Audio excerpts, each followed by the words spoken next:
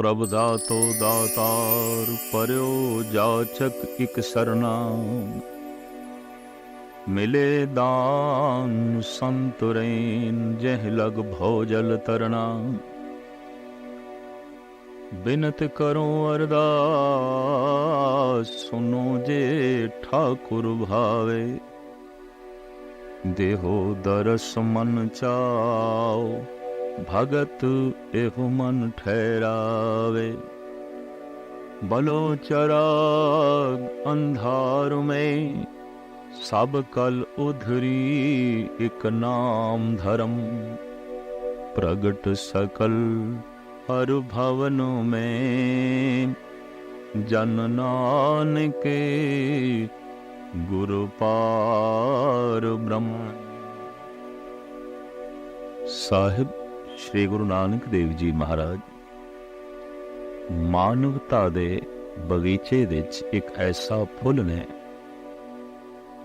जिस नाल सारा बगीचा शिंगारिया होया। सारे बगीचे दी रौनक बन गए। साहिब श्री गुरु नानक देव जी महाराज दे आमद बारे जन्म साखी च इंज लिखे है। संमत 1526 प्रगटे जगत उदाहरण ईस। बिकमनी संमत 1526। उस दौर दे साहिब श्री गुरु नानक देव जी महाराज दा आगमन होया। बहुत ही तपश तो बाद जैसे सावन दे बदल बरसदे ने, जद पापां दी तपश वध जाए तां फिर अकाल पुरख रहमत दे घर विच आके ज्ञान दी वर्षा करदा है, शांति दी वर्षा करदा है।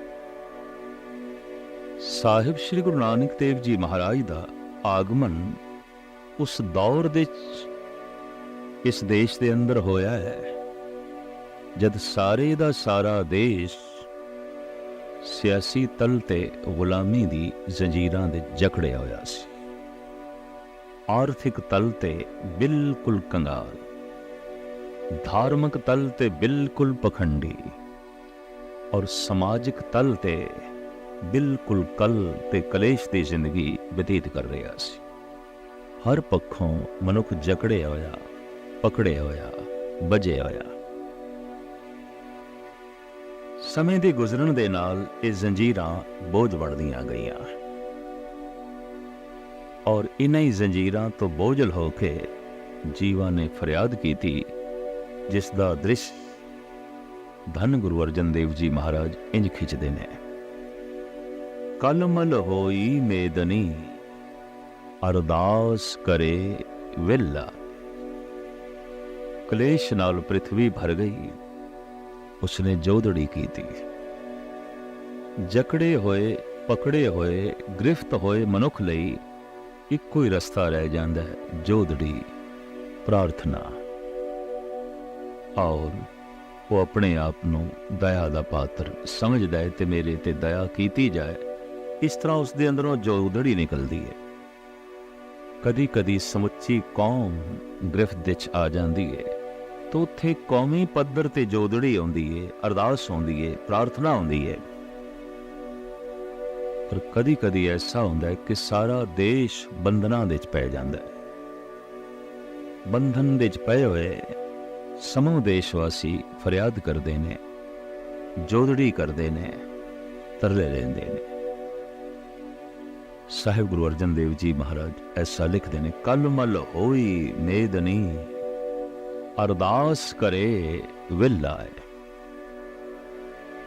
संत कवि तुलसी दा भी ऐसा कहना है, जब जब होए धर्म की हानि बहड़े असुर अभन अभिमानी। तब तब विवद धर प्रभु शरीरा हरे कृपा निध सज्जन पीरा। बाणे असुर अधम अभिमानी।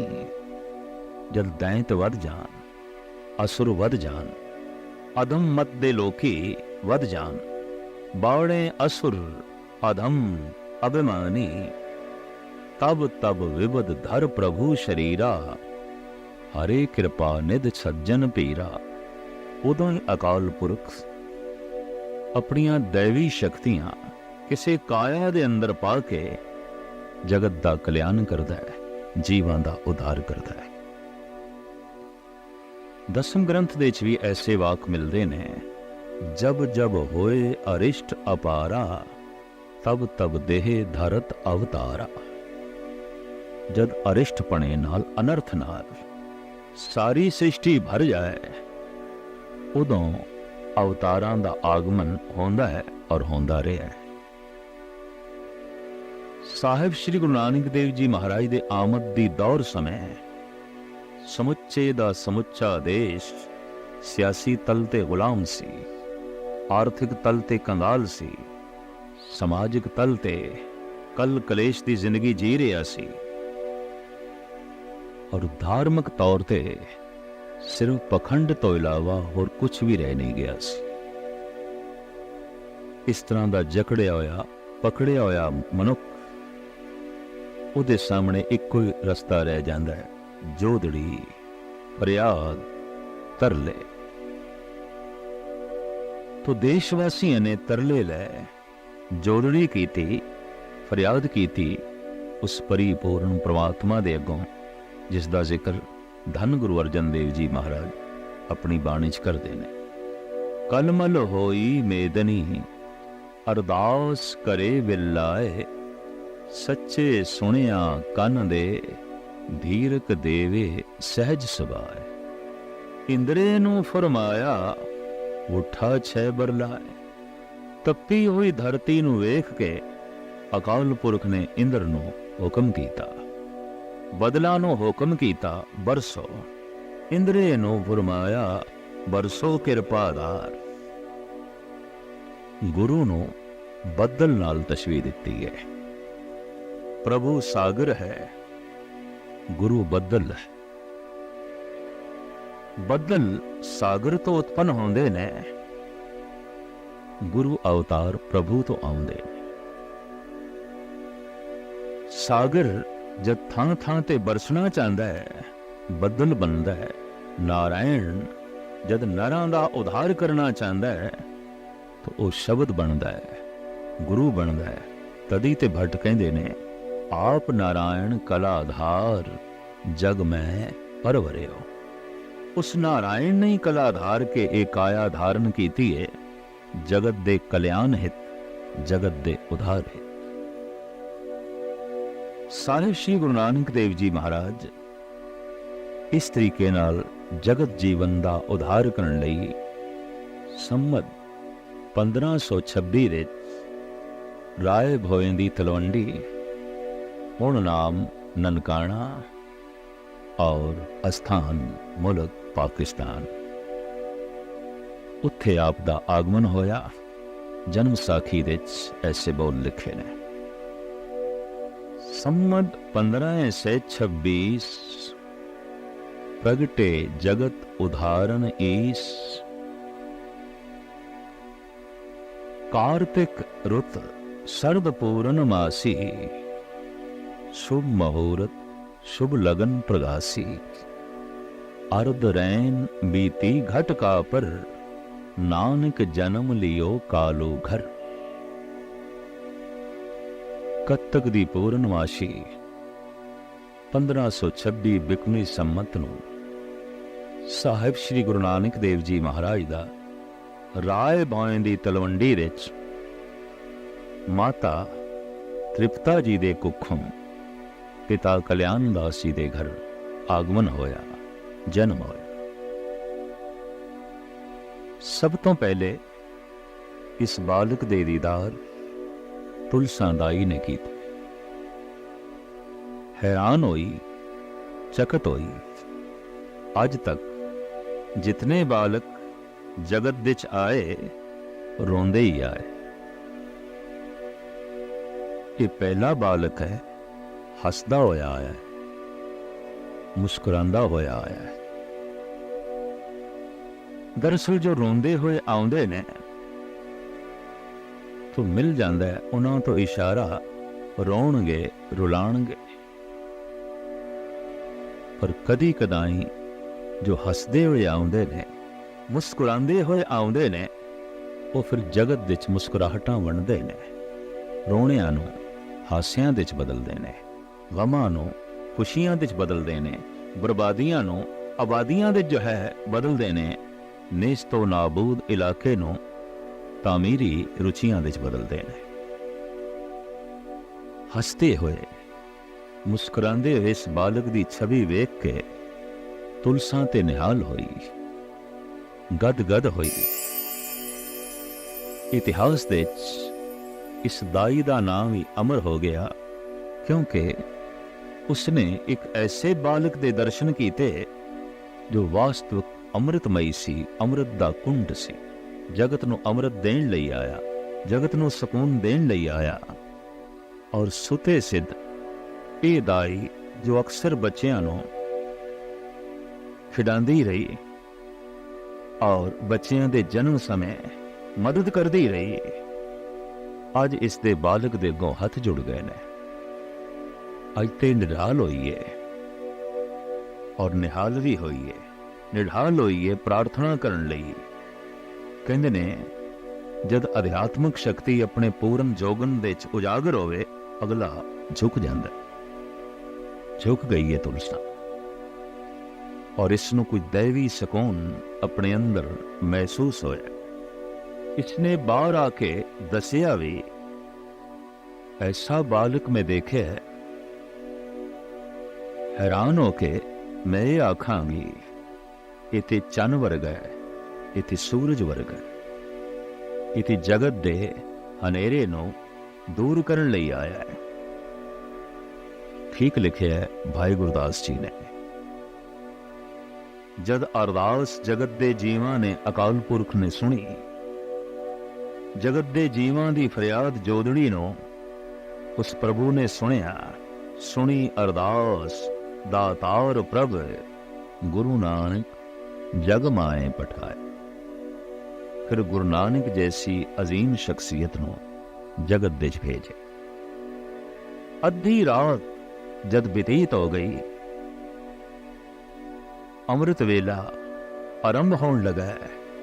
एक अमृतमयी मूर्ति दा आगमन त्रिपता जी ने कुखों होया। अर्ध रैन बीती घट का वर, नानक जन्म लियो कालो घर। प्रात भई प्रोहत बुलवाया, हरि दयाल ते नाम सुहाया। वेदी परंपरा के मुताबिक और देश की प्राचीन संस्कृति के मुताबिक पुरोहित जी नूं बुलाया गया।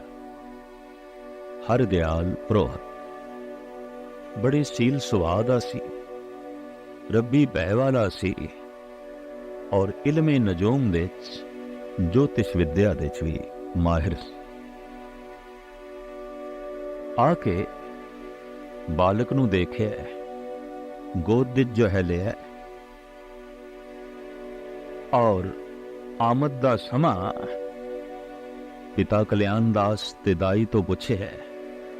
सारी जानकारी लैन तो बाद पुरोहित जी शुभ बचन अलाया, ये बालक रायन सिर राया।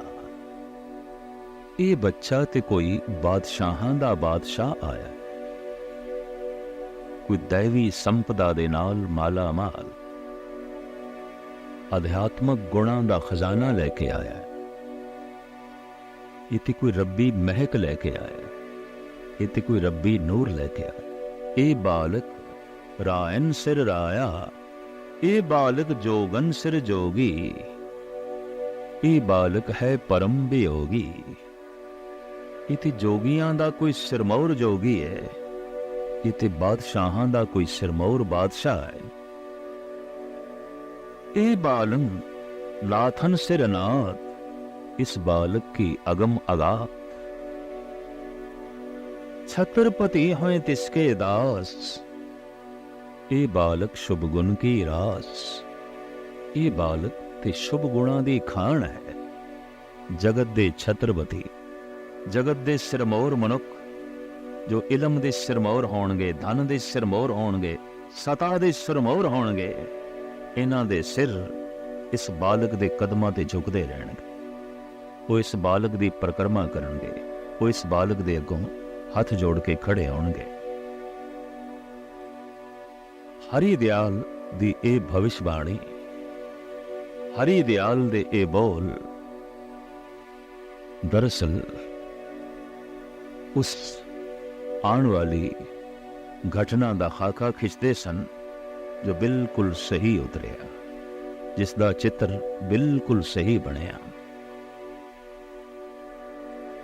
ਬਾਲਪਣਾ ਤ੍ਰਿਪਤਾ ਜੀ ਦੀ ਗੋਦ ਵਿੱਚ ਬਤੀਤ ਹੋਇਆ, ਤੁਲਸਾਂ ਦਾਈ ਦੀ ਗੋਦ ਵਿੱਚ ਬਤੀਤ ਹੋਇਆ, ਔਰ ਰਾਏ ਭੋਇੰ ਦੀ ਤਲਵੰਡੀ ਦੀ ਇੱਕ ਛੋਟੀ ਜਿਹੀ ਹਵੇਲੀ ਪਿਤਾ ਕਲਿਆਣ ਦਾਸ ਦੀ ਉਹਦੇ ਵਿਹੜੇ 'ਚ ਬਤੀਤ ਹੋਇਆ। ਪਰ ਇਸ ਤਰ੍ਹਾਂ ਦਾ ਨੂਰ ਕਦੀ ਵਿਹੜੇ 'ਚ ਰਹਿ ਸਕਦਾ ਹੈ, ਕਦੀ ਕਮਰੇ ਦੇ 'ਚ ਰਹਿ ਸਕਦਾ ਹੈ। ਪੈਰਾਂ ਨੇ ਚੱਲਣਾ ਸਿੱਖਿਆ, ਗੁਣਾਂ ਨੇ ਵਧਣਾ ਸਿੱਖਿਆ, ਹੱਥਾਂ ਨੇ ਹਿਲਣਾ ਸਿੱਖਿਆ, ਰੱਬੀ ਮਹਿਕ ਨੇ ਉਛਲਣਾ ਸਿੱਖਿਆ। ਆਪ ਘਰ ਤੋਂ ਬਾਹਰ ਕੀ ਆਏ, ਮਾਨੋ ਜਗਤ ਵਿੱਚ ਨੂਰ ਆ ਗਿਆ, ਸਕੂਨ ਆ ਗਿਆ, ਸ਼ਾਂਤੀ ਆ ਗਈ।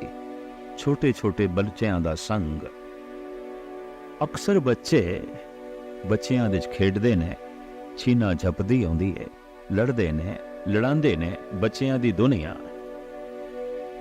ਪਰ ਇੱਥੇ ਕੋਈ ਅਜੀਬੋ ਗਰੀਬ ਬੱਚਾ ਆਇਆ ਹੈ, ਖੇਡਣ ਦੇ 'ਚ ਰੁਚੀ ਨਹੀਂ, ਖਿਡਾਉਣ ਦੇ 'ਚ ਰੁਚੀ ਨਹੀਂ, ਜਪਣ ਦੇ 'ਚ ਜੋ ਰੁਚੀ ਹੈ, ਨਾਮ ਜਪਾਣ ਦੇ 'ਚ ਰੁਚੀ ਹੈ। ਦੂਰ ਦ੍ਰਿਸ਼ਟੀ ਐਸੀ ਕਿ ਮਾਸੂਮ ਬੱਚਿਆਂ ਦੀ ਸੁਭਾਵਕ ਫਿਤਰਤ ਤੇ ਖੇਡਣ ਦੀ ਆਉਂਦੀ ਹੈ। ਇਹਨਾਂ ਦੀ ਖੇਡ ਦੇ ਉੱਤੇ ਬੰਦਗੀ ਦੀ ਮੋਹਰ ਲਾਈ ਹੈ। ਗੁਰਦੁਆਰਾ ਬਾਲ ਲੀਲਾ ਸਾਹਿਬ ਕਰਕੇ ਨਨਕਾਣਾ ਸਾਹਿਬ ਦੇ ਮੌਜੂਦ ਹੈ। ਗੁਰੂ ਨਾਨਕ ਦੀ ਆਮਦ ਕਰਕੇ ਰਾਏ ਭੋਇੰ ਦੀ ਤਲਵੰਡੀ ਦਾ ਨਾਮ ਨਨਕਾਣਾ ਸਾਹਿਬ ਪੈ ਗਿਆ। ਉਂਝ ਪੂਰਾ ਲਫ਼ਜ਼ ਹੈ ਨਾਨਕ ਆਣਾ, ਜਿਸ ਧਰਤੀ ਨੇ ਨਾਨਕ ਨੂੰ ਲਿਆਂਦਾ। ਰਾਏ ਭੋਇੰ ਦੀ ਤਲਵੰਡੀ ਨੇ ਨਾਨਕ ਨੂੰ ਲਿਆਂਦਾ, ਨਾਨਕ ਨੂੰ ਬੁਲਾਇਆ, ਨਾਨਕ ਆਣਾ, तो इंज प्रचलित शब्द हो गया ननकाणा। बच्चियां च खेडदे ने, खिडांदे ने, पर बोलदे की ने सतनाम सतनाम सतनाम जपदे ने, जपांदे ने। इस ढंग नाल खेडना कि खेड बंदगी बन जाए, इस ढंग नाल खेडना कि खेड इबादत बन जाए। खेड नूं इबादत बनाया है, तदी ते खेडण वाली दात है। इतना शानदार गुरुद्वारा बनया जिथे हमेशा सतसंग होंदे रहे। लोगी बालक गुरु नानक दी छवियां तो, उस बाल लीला तो, उस प्रभु दी लीला दा ज्ञान लेंदे रहे, ईश्वरी सिद्धांतां नूं समझण दी कोशिश करते रहे। बचपन ऐसी खेडां विच बतीत होया जो वास्तविक खेड नहीं सी, बंदगी सी।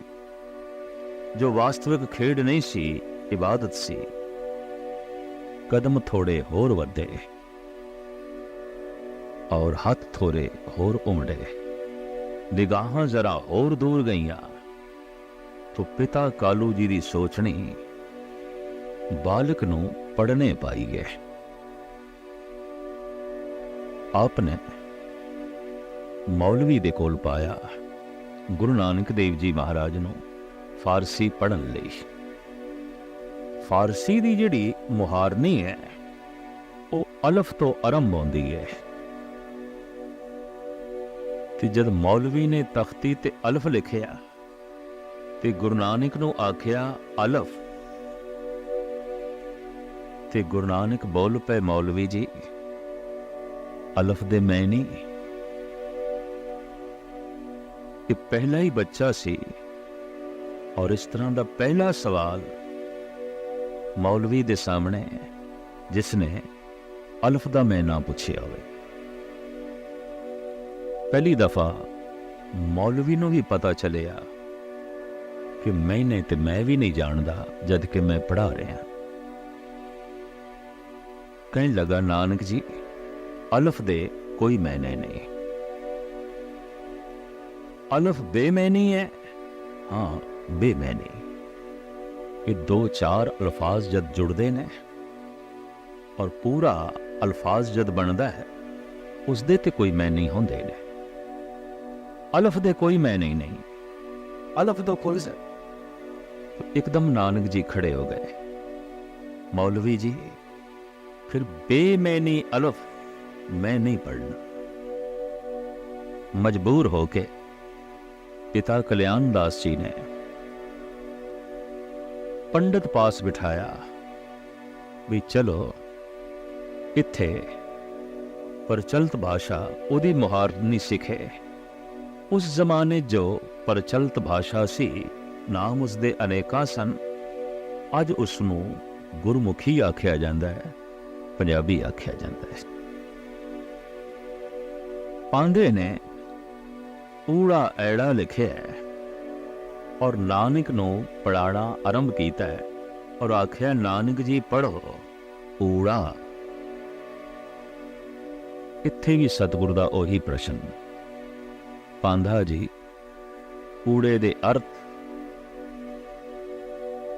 पहले अर्थ दसो, फिर मैं पढ़ा, फिर मैं समझा, फिर मैं लिखा।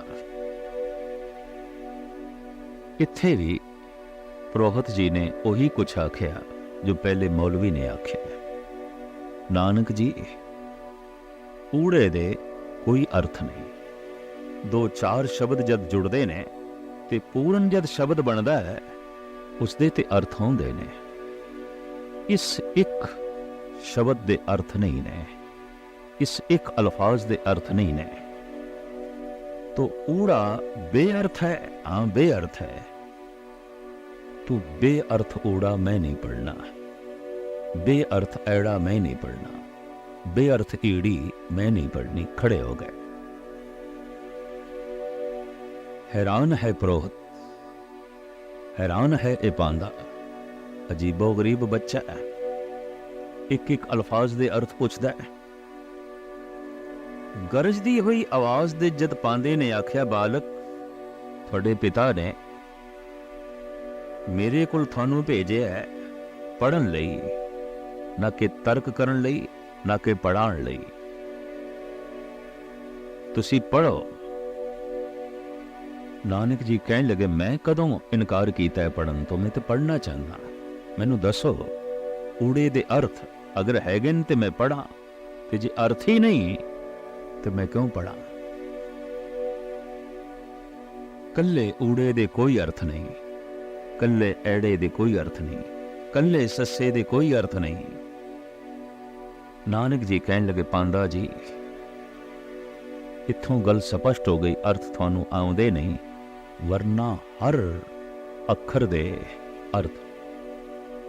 बेअर्थ कोई अखर नहीं ते हर अखर किसी दिशा की तरफ संकेत करता है, कोई इशारा करता है। और उस अखर तो चंगे इशारे ले जा सकते ने, माड़े ले जा सकते ने। की अर्थ ने? उत्थे बैठ के जो गुरु नानक ने इस मुहारनी दे अर्थ लिखे, इन्हां अखरां दे अर्थ लिखे, उसका नाम पट्टी पै गया। और ये गुरु ग्रंथ साहब जी महाराज दे दर्ज है। आसा महला पहला पट्टी लिखी। बालक गुरु नानक ने अज तख्ती लिखी, अज पट्टी लिखी। एक एक अखर की संदेश दे रहा है, की उपदेश दे रहा है, किस पासे दा इशारा कर रहा है और किधर दा संकेत दे रहा है। सस्से सोए श्रेष्ठ जिन साजी, सबना साहिब एक भया, सेवत रह चित जिनका लागा, आया तिनका सफल भाया। सस्सा है पांदा जी ये उपदेश कर रहा है कि सारी सृष्टि उस प्रभु ने साजी, और जो सेवा दे जुट गए, सस्से तो प्रेरणा लेके सिमरन दे जुट गए, सस्से तो प्रेरणा लेके जो सेवा दे जुट गए, संसार ते आया उन्हां दा सफल होया। की पढ़िया उसने सस्सा जिसने सेवा ना की थी, सिमरन ना कीता। ਪਾਂਦਾ ਜੀ ਇੱਕ ਇੱਕ ਅੱਖਰ ਪ੍ਰੇਰਦਾ ਪਿਆ ਹੈ, ਇੱਕ ਇੱਕ ਅੱਖਰ ਕਿਸੇ ਦਿਸ਼ਾ ਦੀ ਤਰਫ ਸੰਕੇਤ ਕਰਦਾ ਹੈ। ਇਹ ਪਾਂਦਾ ਬਿਸਮਾਦ ਹੋਇਆ, ਅਸ਼ਚਰਜਤਾ ਦੀ ਦੁਨੀਆ 'ਚ ਖੋ ਗਿਆ।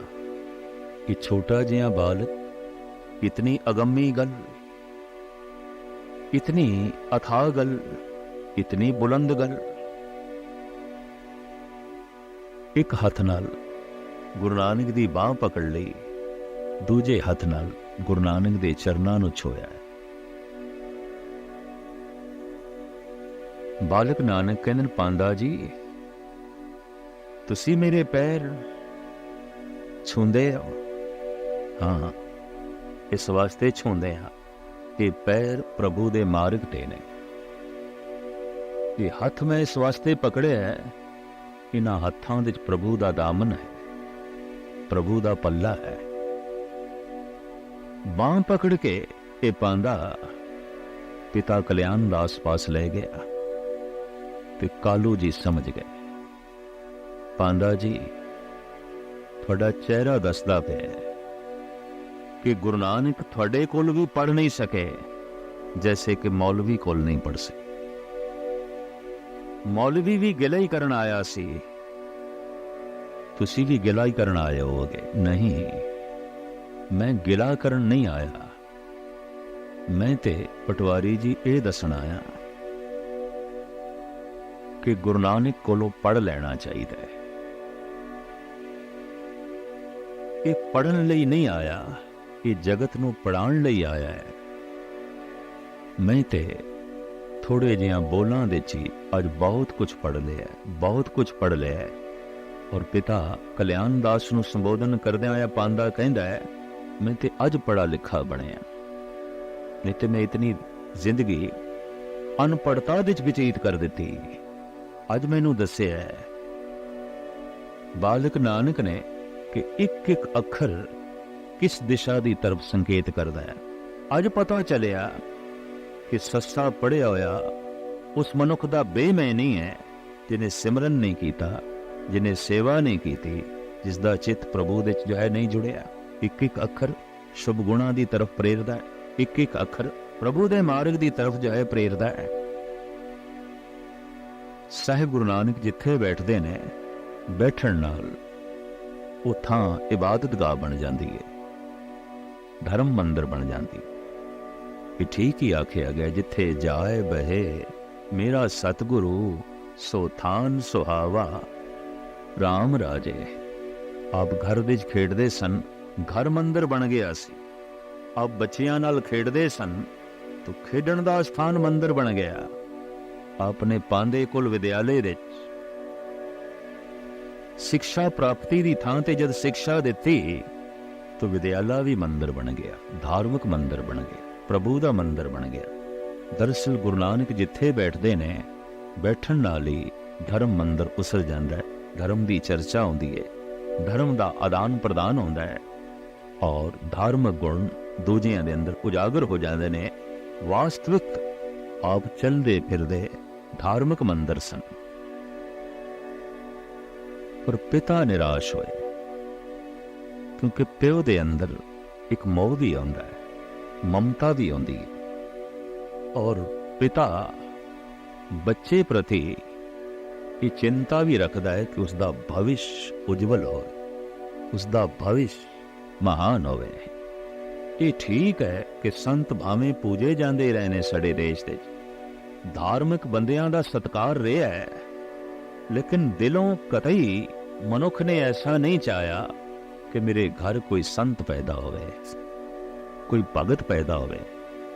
उसका एक कारण भी सी कि इतने भेखधारी संत होए और उन्हां कारण इतने बच्चे रुले, इतनियां स्त्रियां दे सुहाग रुले और इतने मां बाप दी ममता कुचली गई कि पुत्र संत होवे, ये मां बाप दी चाहत ही ना रही, ये पत्नी दी इच्छा ही ना रही।